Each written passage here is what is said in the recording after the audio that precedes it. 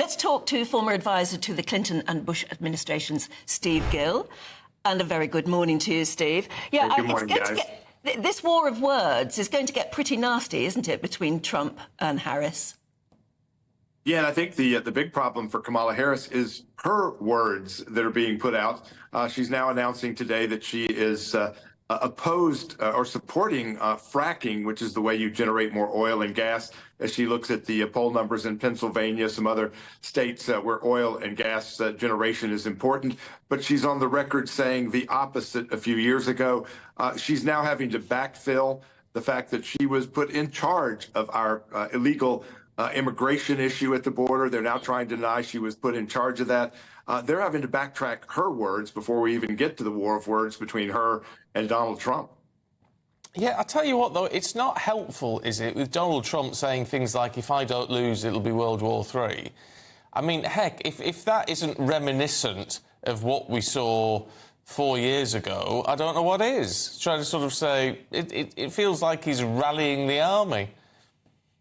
You know, it's interesting, though, that you've got President Zelensky in Ukraine, who's already talking about negotiating a resolution with Russia. By the way, under Ukrainian law that he put in place, it is illegal for him to negotiate any resolution with Russia. But he's recognizing that it looks like Donald Trump may get elected. The anytime teller machine from American taxpayers may come to an end. So he's already moving his stand to try and get something done before Donald Trump perhaps gets back in office. I think we're seeing the same thing in Israel again.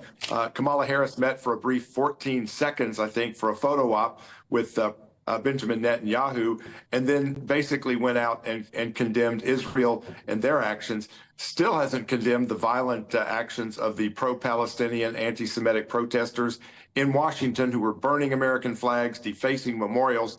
So again, I think she's trying to help be on both sides of that issue, in part because there are large Muslim populations in Minnesota and Michigan. She wants to make sure she retains, and even if it means putting at risk perhaps the Jewish vote, she's got to have that Muslim vote in Michigan and Minnesota to win.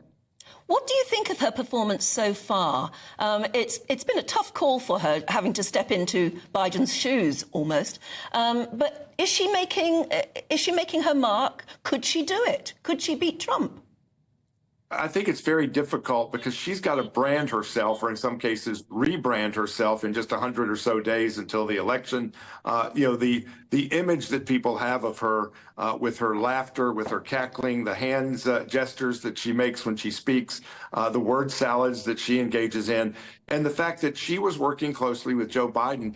If anybody should have known that he was mentally and physically incapable of serving as president and running for re-election, she should have known. So I think the real question focused on her as we move forward is going to be, what did she know? When did she know it? How long has she known that Joe Biden was incapable of doing this? And I think those questions on her are going to be a big part of the campaign in certainly the next few weeks, while she tries to get her legs under her. Oh, come on, Steve. Come on. You can't criticise Kamala Harris for facial expressions, hand gestures and word salad. I mean, anyone could throw that at Donald Trump a million times over. Yeah, but I think the problem that she has is this kind of cackling laughter that is annoying. And I think there's been polling that was done by the Biden administration and the Democrats who found that she was annoying, which is why they didn't want to turn the torch over to her. And let me mention that torch. You know, we're being told that Joe Biden was such a hero to pass the torch to Kamala. He didn't pass it. They took it from him. They beat him with it, and then they handed it to her. She hasn't gotten a single vote ever for president, didn't get any votes in this election. If this was a coup to take Joe Biden out of power and hand it to her without anybody voting for her. You don't sound very impressed. No, and I think when you look at her record, again, she doesn't have a track record to run on, and I don't think people perceive her as having the strength to go toe-to-toe with President Putin, to go toe-to-toe with Kim Jong-un, President Xi, or even really to stand next to people like our allies, like Starmer and you guys. They don't see her as being at that level. And I think that's going to be focused. And that's, I think, what Donald Trump's trying to point out. If you don't have a strong leader, we continue to lurch toward really dangerous times as the Chinese test us, as Russia continues to test us in Europe.